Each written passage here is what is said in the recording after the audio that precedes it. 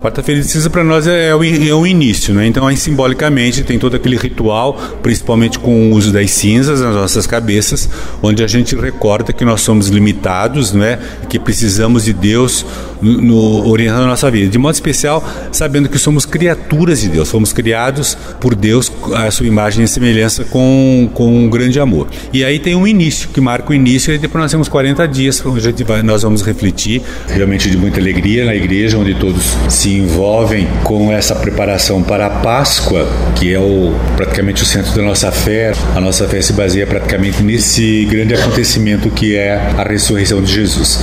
E a igreja coloca sempre nesse período a campanha da fraternidade, trazendo algum tema que seja exigente no mundo de hoje. Há algum tempo já a igreja tem chamado a atenção para questões sociais, os problemas, a fraternidade, mas algum desafio que existe na sociedade. De modo particular, esse ano será a dimensão da violência, sempre tendo como pano de fundo a Quaresma, essa preparação para a Páscoa. Então nós vamos olhar a Páscoa lá no fundo, que é o sentido da Quaresma, e a violência não por si só falando dela, mas com o pano de fundo também chamando a nossa atenção para a fraternidade, que vós sois todos irmãos. Então é esse o objetivo da campanha, de refletir sobre a violência, mas chamando a nossa atenção de vivemos realmente a fraternidade, mostrando uma saída nesse sentido.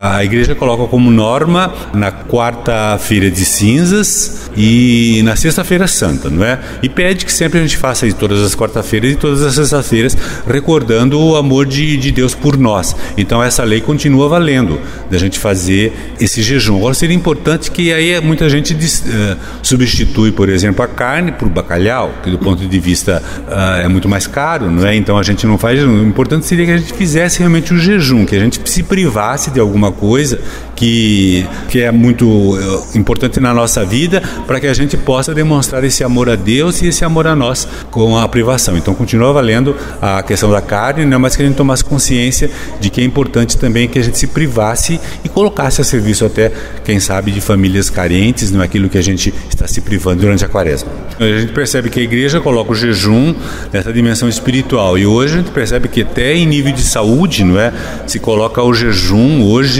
como um jeito de cuidar da própria saúde. Então o jejum é justamente a gente saber controlar a nossa vontade, saber que o nosso corpo não pode dominar a nossa vontade e nem os nossos instintos, que nós somos donos deles. Então o jejum tem esse efeito tanto de a gente se preparar, ter uma disciplina e colocar aí no centro da vida a nossa relação com Deus, porque a gente percebe que fundamental não é só comer, beber e dar vazão aos nossos instintos, mas perceber que tudo isso tem que estar realmente em harmonia com o nosso projeto de filho e filha de Deus.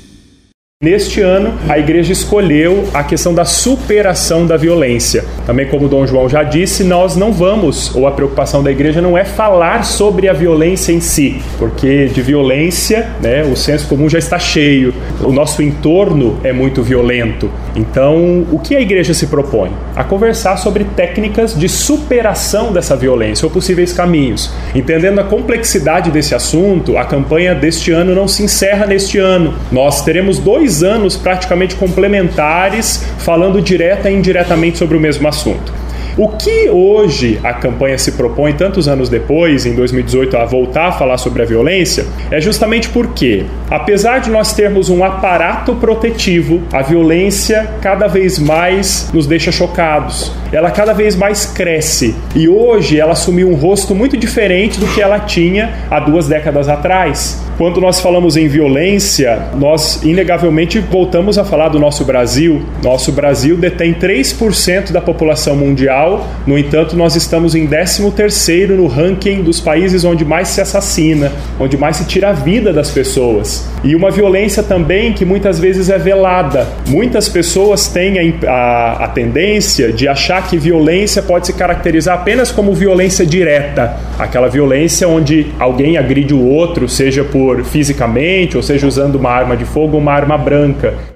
A primeira delas, que é inegável, é essa violência direta, que tem a sua nuance, que tem essa relevância grandiosa, como nós podemos perceber. Em segundo lugar, uma violência que é mais institucional, uma violência que cresceu junto com a história do Brasil. O Brasil se estruturou em cima de um sistema produtivo que usava a mão de obra escrava. E tantos anos depois, hoje, muitos casos de violência ainda são motivados por discriminação racial. Basta olhar o perfil, do encarcerado que nós temos hoje, aquele que responde pela violência. Grande parte deles são negros que estão encarcerados. Grande parte da violência surge também por conta da discriminação de raça. Além disso, a violência institucional, ela surge por conta de uma questão também estruturada no nosso país, que é a questão da desigualdade social, um número objetivo. Nós já ostentamos o ranking de 8ª economia mundial, no entanto, estamos em 10º em nível de desigualdade. Então já se constatou que quanto mais cresce a desigualdade, mais também a violência se torna aparente. E um terceiro tipo de violência que eu pessoalmente classifico como a violência mais velada, mas não a menos destrutiva, é a violência cultural. Uma violência que eu disse velada por quê? Porque muitas vezes cresce dentro dos nossos lares enquanto sociedade, e nós não enxergamos porque não há derramamento de sangue. E é justamente sobre esse ponto que nós vamos frisar grande parte dos nossos esforços. Me permitam fazer uma pequena explanação sobre esse assunto. Nós passamos aqui a equipe fazendo a formação com as nossas lideranças leigas antes de chegar a vocês, e eu refletia com as lideranças leigas a seguinte questão. Todos nós, seres humanos, temos um impulso fleumático e eu diria até uma tendência ao violento. Isso é pertinente do nosso gênero humano. A questão não é você ter uma tendência ou uma inclinação ao violento. A questão é o que você faz com esse impulso violento. Se você transforma esse seu impulso violento em agressão. Vou usar um exemplo muito simples, a questão do trânsito. Quantas pessoas no trânsito se mostram pessoas completamente diferentes do que pessoas que nós conhecemos no convívio, em outro contexto? Ou ainda, quantas pessoas nós conhecemos que são nossos próximos e de repente quando nós entramos nas redes sociais nós nos encontramos com pessoas completamente diferentes do que aquilo que aparentam. Pessoas que muitas vezes se mostram unilaterais nos seus comentários, se mostram violentas nos seus comentários, se mostram muitas vezes agressivas. Então, não adianta classificar a violência sangrenta, o derramamento de sangue, e dizer que este é o problema e esquecer de olhar para as nossas bases. Nós temos que superar posições de senso comum, de achar que a questão da violência nós resolvemos apenas colocando policiamento na rua ou recrudescendo, tornando mais cruéis as nossas leis. Porque muitas pessoas acham que uma solução para a violência é a instituição da pena de morte, mas a pena de morte tem em si um aspecto de crueldade, uma questão moral que também precisa ser avaliada. Mas já dá para perceber que a nossa violência é muito maior do que simplesmente dados objetivos de homicídio ou mesmo de violência letal, aquela que tira a vida da pessoa.